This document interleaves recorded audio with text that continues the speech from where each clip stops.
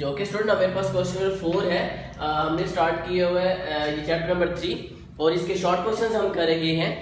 तो जो क्वेश्चन मेरे पास है, if x is equal to a secant theta and y is equal to b tan theta हो तो हमने क्या फाइंड आउट करने हैं, डेरिवेटिव फाइंड करने हैं dy बाय dx। तो कितने मेरे पास पार्ट्स हैं, यहाँ पे 2 पार्ट्स हैं, ठीक है। यानी फर्स्ट फंक्शन x के इक्वल है, सेकंड फंक्शन मेरे पास y के इक्वल है।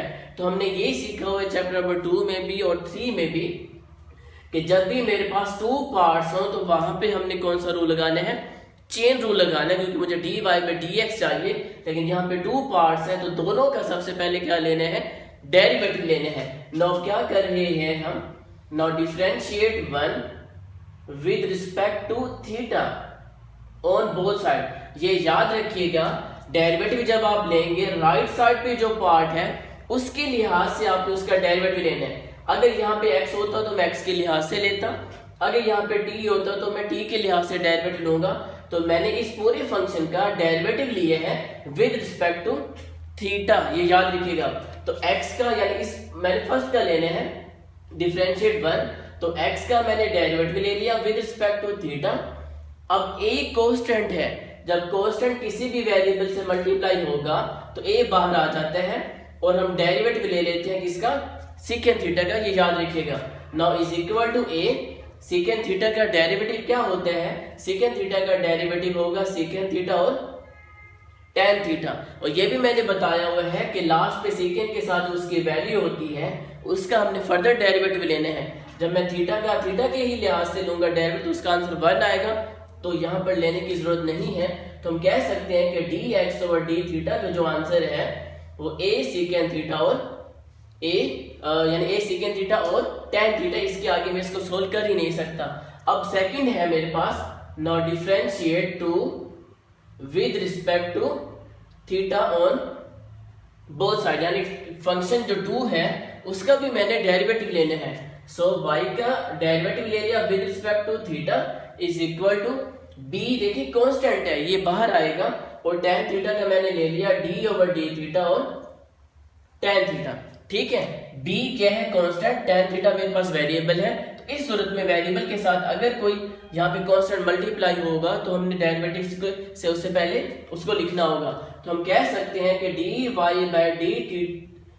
d theta is equal to b वैसे का वैसे, और tan थीटा का डेरिवेटिव मेरे पास होगा सीकेंट स्क्वायर थीटा।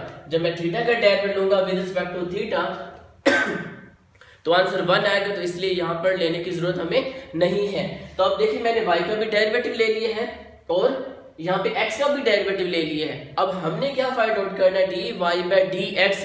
तो कहीं पे भी dy बाय dx नहीं है, तो अब यहाँ पे रूल लगेगा बाय चेन रूल। और चेन रूल कब लगाएंगे आप याद रखिएगा, जब मेरे पास 2 यहाँ पे फंक्शंस गिवन होंगे। तो चेन रूल क्या है, अब सबसे पहले क्या कीजिएगा, राइट साइड वाले, जैसे मैंने आपको पहले बताया वो राइट साइड वाले लिखिएगा, और राइट साइड में पहले dy वाला फंक्शन लिखेंगे आप।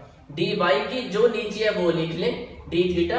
अब देखिए यानी इसको मैंने लिख लिया। अब दूसरा पार्ट क्या है मेरे पास, dx ओवर d थीटा है। तो क्या इसको मैं dx ओवर d थीटा लिखूंगा, नहीं लिखूंगा।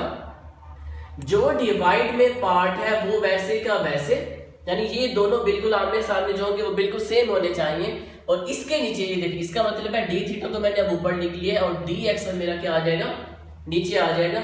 जो यहाँ पे पार्ट्स बनते हैं वो आप लिख लेंगे स्टूडेंट्स लेफ्ट साइड पे, ठीक है। ये होता है चेन रूल बनाने का रूल। क्या चेन रूल है, सबसे पहले जो डी वाई वाला फंक्शन है उसको आप लिखिएगा, ठीक है। डी वाई के नीचे जो भी पार्ट है, चाहे वो डी थीटा है, डी एक्स है, डी टी है, जो भी है वो मैंने यहाँ पे मेंशन कर लिया। इसका मतलब है इसका काम तो पूरा हो गया एक फंक्शन का। अब दूसरा ये है, या तो इसको मैं D x over D theta लिखूंगा या D theta over d x लिखूंगा। तो इसका मेथड क्या है, डी वाई के नीचे जो भी पार्ट है, जो भी यहाँ पे फंक्शन में लिखा हुआ है, इसको वैसे का वैसे ऊपर लिखिएगा। इसका मतलब अब ये हुआ कि हम इसको बनाने की कोशिश करें तो डी थीटा अगर ऊपर जा चुके हैं तो डी एक्स कहाँ पे आएगा, नीचे आएगा। ये देखिए मैंने इसको उलट करके यहाँ पे लिखा हुआ है, ये चेन रूल है।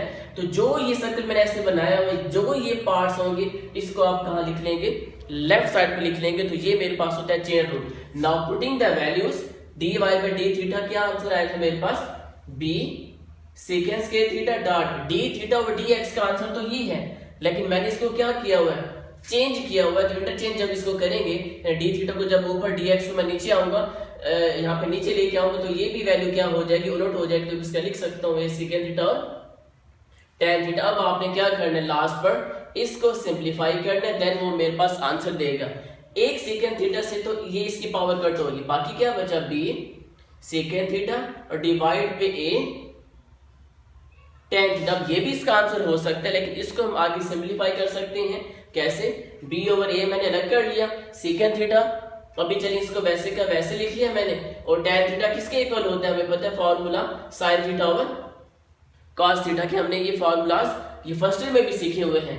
Now dy by dx is equal to b over a, वैसे का वैसे। अब देखिए cos थीटा डिवाइड पे है, जो सबसे डिवाइड पे होगा वो ऊपर वाले के साथ मल्टीप्लाई हो जाता है, यानी सेकेंड थीटा cos थीटा और ये sin थीटा वैसे का वैसे। ठीक है स्टूडेंट्स, अब क्या करना है मैंने, is equal to b over a। अब देखिए यहाँ पे ये भी असल कंडीशन में आ चुके हैं, sin थीटा भी असल कंडीशन में आ चुके हैं, लेकिन सिक थीटा है, यानी सिक थीटा जो है इसको मैं लिख सकता हूँ 1 ओवर cos थीटा, ये वैसे का वैसे, cos theta over sin theta, ये भी वैसे का वैसे।